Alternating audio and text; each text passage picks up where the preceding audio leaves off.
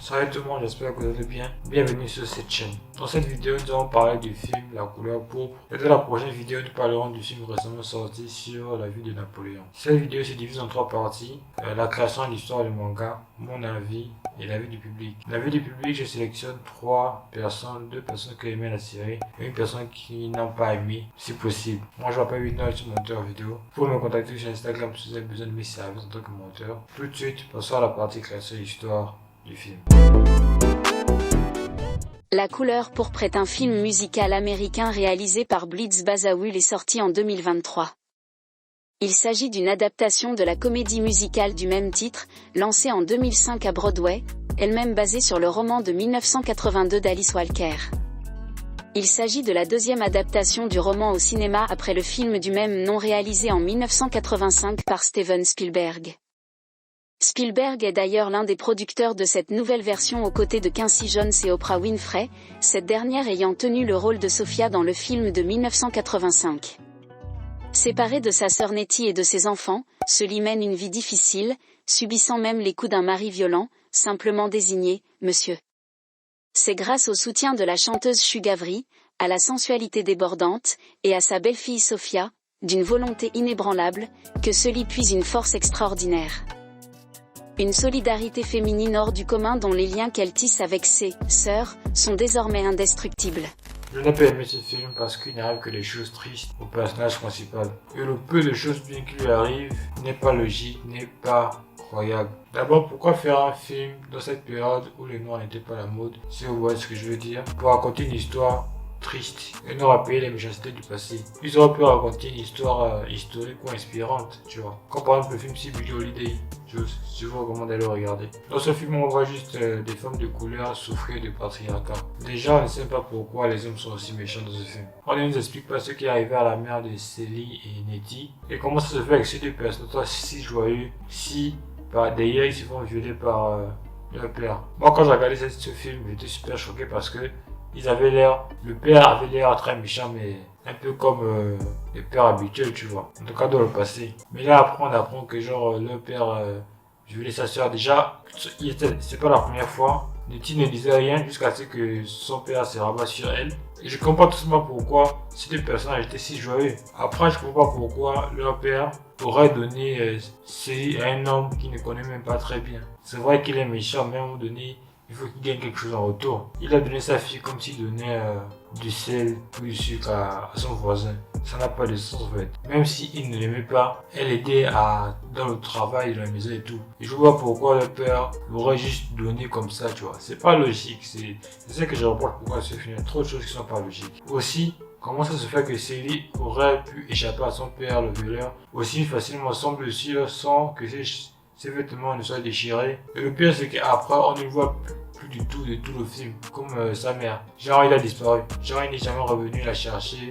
Ou la seule fois qu'on le revoit, c'est qu'il est mort. Mais frère, dans la vraie vie, lorsque ta fille fugue, forcément tu la cherches, tu vois. Mais là, non. Le mec, il a juste disparu. Il a fait sa vie tout seul. Les voisins ont posé des questions sur tes fils. Où sont tes filles? Il n'a rien dit. C'est pas logique. Pour résumer, je déteste ce film parce que l'histoire de base est illogique, peu croyable et farfelue. La plupart des choses qui se passent dans ce film n'auraient même pu avoir lieu dans le monde réel. Et ça, pour moi, c'est rédhibitoire parce que même si la production, le casting et la musique est incroyable et génial, le fond est vraiment fragile. Le soubassement n'est pas stable en fait. On se pose des questions, on regarde des films, on n'est pas stupide. On a toujours des questions d'interrogation. Nous, ce qu'on veut, c'est des films logiques, des films qui racontent une histoire, des films qui peuvent avoir lieu dans la vie réelle, tu vois. Mais dans ce film-là, il y a trop de choses j'ai l'impression qu'ils ont décidé, ils ont fait sans avoir un pourquoi ni comment. Et ils veulent juste qu'on accepte ça comme ça, c'est pas normal, tu vois. Le scénario n'est pas logique et pas croyable. Parce qu'il y a peu de chances que Nettie puisse trouver un travail et les deux enfants qui a perdu sa sœur au même endroit. Ouais, trouver un travail, ça va encore. Mais que les enfants de sa sœur se trouvent dans la maison dans laquelle elle a trouvé du travail, c'est trop tiré par les cheveux. Même dans les films de village, il n'y a pas ça, frérot. Si nous avions fait un scénario du genre, elle travaille et elle a rencontré deux enfants qui ressemblaient à sa sœur, et en faisant des recherches, elle a découvert que c'était les enfants de sa sœur, là on peut y croire, tu vois. là, il y a un truc. En plus, après, ils auraient pu développer certains trucs, tu vois. Mais ils n'ont pas fait. Ils ont juste dit, bah, bouffe, elle a trouvé, genre... Ça veut dire que s'il n'y avait pas eu ce coup de chance-là, elle n'aurait plus jamais pu retrouver ses enfants. Et du coup, toute l'histoire aurait pas été la même. Ça veut dire que toute l'histoire, la fin heureuse, dépend d'un coup de chance. Et ça, c'est pas croyable, tout simplement. Bon, la partie du voyage en Afrique est aussi abusée, tu vois. Parce que je pense pas qu'à cette période de l'histoire, bah, les gens pouvaient venir en Afrique comme s'ils prenaient genre un bateau de voyage, quoi, tu vois. Et même si c'était possible, je vois pas pourquoi ils choisiraient de venir en Afrique, parce que à cette période-là, l'Amérique était plus développée, ils avaient des enfants, donc l'éducation des enfants c'est mieux d'abord qu'ils grandissent en Amérique. Peut-être qu'après ils sont grands, ils vont peut-être venir en Afrique, mais tu vois, même là encore, c'est pas logique, frère. Je sais pas pourquoi ils ont voulu introduire une notion du genre. Frère, c'est pas à cette période que vous allez faire ça, pas à cette période. En plus, j'ai remarqué que dans le bateau avec les noirs, et si c'était possible de le faire, forcément les noirs venaient prendre. Voilà, là j'ai pas en couille, je m'arrête là-bas. Les scènes de chant sont bien parce que la plupart des acteurs chantent super bien. La chorégraphie des danses sont aussi très bien. La mélodie te reste dans la tête et je pense que c'est que les chansons de ce film sont facilement écoutables hors du film. Donc ce qui montre à quel point ils ont réussi à faire des bons sons et la bonne chorégraphie. Bon, après je trouve que il y avait des scènes de chant à des moments pas favorables et du coup ça cassait un peu la tension du moment, tu vois. Des moments dramatiques, elle se mettait à chanter, bah nous, moi, en tout cas moi ça m'a pas beaucoup plu parce que bah je me dis que je ressens un peu de la tristesse et du coup elle chante et parfois les chansons qu'elle chante ne sont pas vraiment super tristes, tu vois. Ça donne pas envie d'écouter, tu as juste envie de passer pour quitter ce moment genre dramatique ou bien gênant, tu vois. Et ça c'est un peu dommage parce que les musiques sont bonnes. Moi j'écoutais que les musiques pendant les moments de joie. Je pense que quand on fait un film comédie musicale et tout, il faut vraiment qu'il y ait des chants dès le moment joyeux parce qu'on a envie d'écouter, on a envie de se réjouir. Et si c'est des moments tristes, il faut vraiment que... En fait, il faut trouver un bon timing. Mais là, je trouve que ça casse un peu le rythme des tensions. On n'a pas eu plus le temps au moment de... Voilà, imaginez-vous que pour moi, au moment dramatique de Titanic, la fille sur la porte se mettait à chanter et dire qu'elle était dans l'eau. Je vois que ça casse nettement le moment triste. C'est un peu ça que je veux dire. L'actrice Halle Bain chante super bien. Je vous invite à écouter son single Angel. Si vous n'avez pas encore écouté, franchement, vous allez kiffer. Je dis peut-être des choses négatives, mais il faut aussi dire que le casting, la production, les tenues sont vraiment de qualité. Donc ça, c'est vrai qu'ils ont beaucoup dépensé dans la production de ce film. Il n'y a qu'à regarder le casting, la photographie, les décors, la lumière pour savoir que ça ralasse. Je déteste le personnage de Sully parce qu'elle ne s'est jamais rébellée. D'abord contre son père, ensuite contre le type qui s'appelait Monsieur dans le film. Et même quand ce type a été jeté dehors par sa sœur, elle n'est jamais rébellée. C'est quoi cette mentalité d'Ymir? Et le pire, c'est qu'elle n'était même pas mariée, elle n'avait pas d'enfant, elle n'avait même pas d'attache. En fait, elle n'avait rien à perdre. Elle aurait pu très bien s'opposer à son mari. Supposé mari parce qu'elle ne s'est jamais mariée même avec lui, tu vois. Elle aurait pu s'opposer à lui et soit partir avec sa sœur, tu vois. Soit elle s'oppose, son mari refuse, elle part avec sa sœur. Ou son mari accepte et sa sœur reste. Et du coup, tout le film change directement. Le film aurait été tellement plus intéressant et différent si elle était partie avec sa sœur. Ils avaient trouvé du travail les deux, économisé, acheter une ferme et devenir leur propre patronne. Et après, ils auraient pu intégrer des histoires d'amour, des trucs, et même des messages, tu vois. Mais ils n'ont pas fait là, franchement. Ou deuxième option, elle s'oppose à son mari. Son mari, genre, accepte que Nettie reste avec eux. Son mari meurt accidentellement, bien les deux genre le kill, tu vois. Bon, il pouvait dans l'histoire, là, il est pas bon parce que il avait déjà 2 enfants, 3 enfants. Non, franchement, c'est pas logique. Mais la première version que j'ai dit aurait été plus intéressant. Et là, après, ils auraient pu intégrer une histoire du genre de 2 femmes solides et tout, féministes, tu vois. Mais la première, là, la version du film qu'on a regardé, là, franchement, trop d'incohérence. Là, dans ce film, il a fallu que Sheikh Avery, celle qui couchait avec son mari, on va dire, ait pitié d'elle, la donne de la force, l'encourage pour qu'elle puisse quitter son mari toxique. Quelle leçon va tirer d'une telle histoire? Qu'il faut attendre des gens pour sortir de la merde?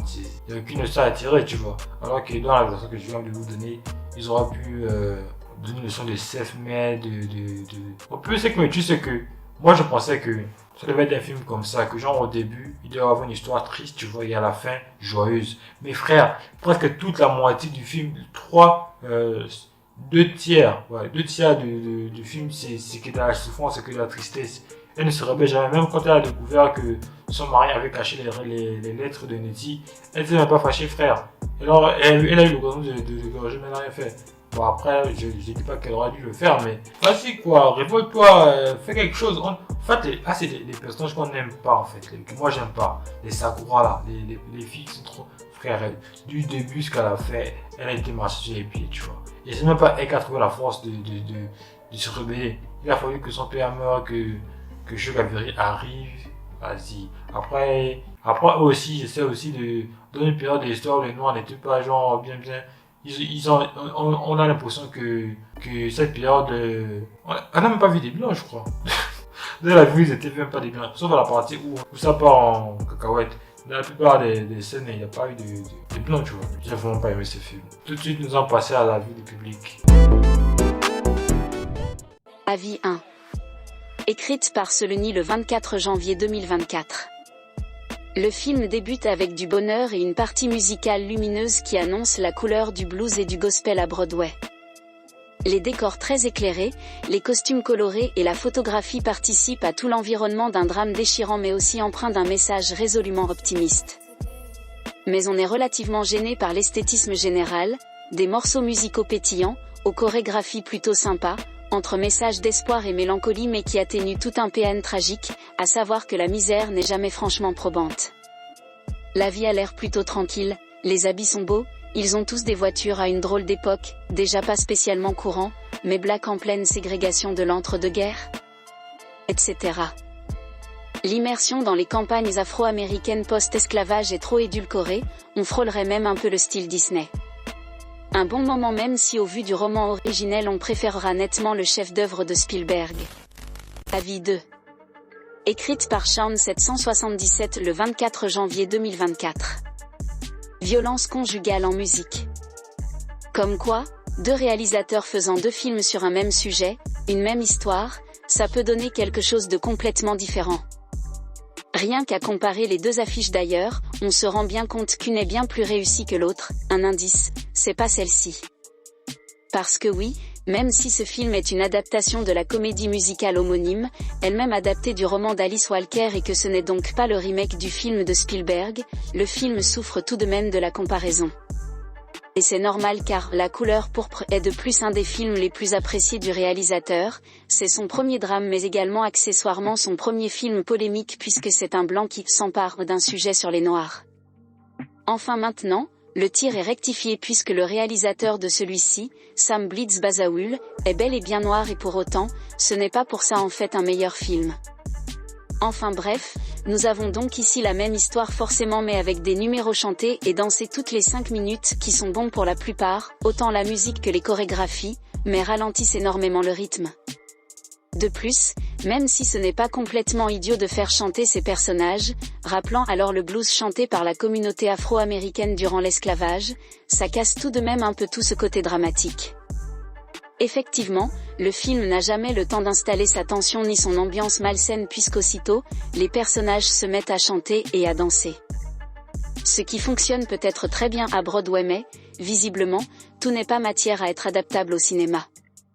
En dehors de ça, Bombine on s'ennuie énormément puisqu'il n'y a jamais de tension, on ne s'attache pas vraiment aux personnages, l'aspect dramatique étant complètement foiré. Il n'y a qu'à comparer la scène du dîner, lorsque Sully ose enfin se rebeller, avec celle du film de 1985 pour comprendre un peu mieux.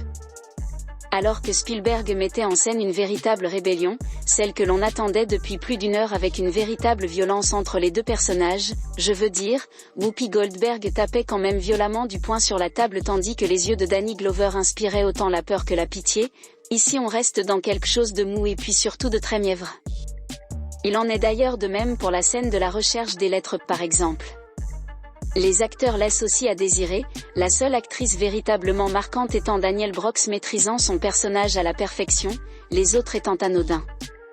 Alors que Whoopi Goldberg avait ce regard enfantin et naïf tout en ayant celui d'une jeune femme affirmée et ayant grandi trop vite, Fantasia Barrino joue juste le drame sans grande nuance. Cependant, on peut retenir du film une très bonne mise en scène formellement parlant et une magnifique photographie. Voilà, La couleur pourpre n'est donc pas mauvais en soi mais simplement osef, c'est le film devant lequel on peut très vite s'ennuyer et que l'on oubliera très rapidement. Avis 3. Écrite par Jorik Vesperhaven le 2 janvier 2024. Couleur café, et chantée. En voilà un travail artistique qui ne cesse d'inspirer au fil des ans. Ce fut d'abord un best-seller d'Alice Walker en forme de roman épistolaire vendu à des millions d'exemplaires dans le monde. Puis un film culte réalisé par Steven Spielberg et constituant sa première œuvre dite sérieuse et lui valant quelques Oscars. Et ensuite un musical à Broadway au succès retentissant.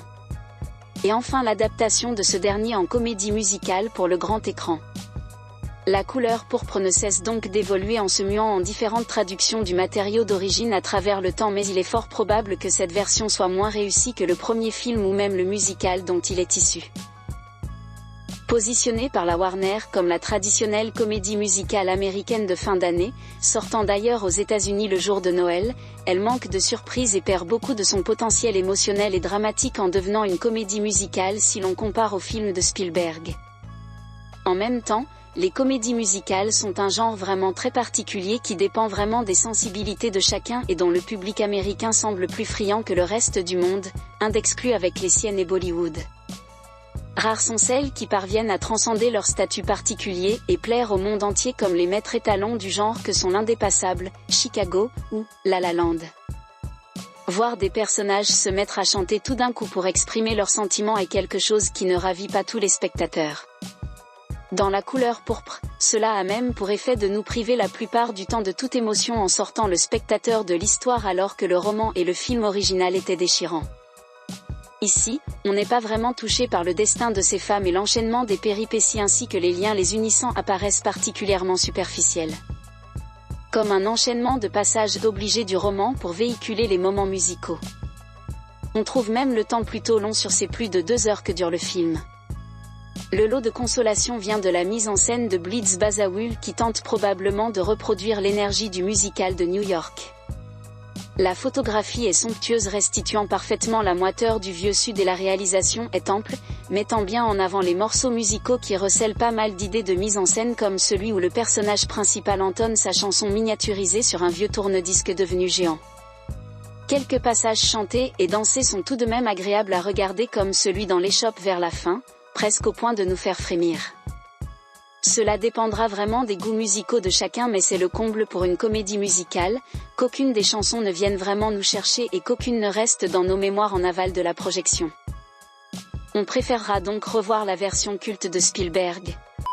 Dans la prochaine vidéo, nous parlerons du film récemment sorti sur la vie de Napoléon. J'espère que vous serez également présent. Félicitations d'être arrivé jusqu'ici. Si cette vidéo vous a plu, je vous invite à vous abonner pour m'aider à obtenir 100 abonnés à la fin du mois pour ce projet-là. Encore un grand merci à ceux qui regardent régulièrement mes vidéos, qui se sont abonnés, ça fait toujours plaisir. Et ça m'encourage à continuer. Vous pouvez me donner en commentaire des films animés ou séries que vous voulez que j'analyse, que je traite sur la chaîne, on va dire. Vous pouvez me contacter sur Instagram si vous avez besoin d'un monteur vidéo. Moi je vous dis à bientôt pour une nouvelle vidéo. Au revoir.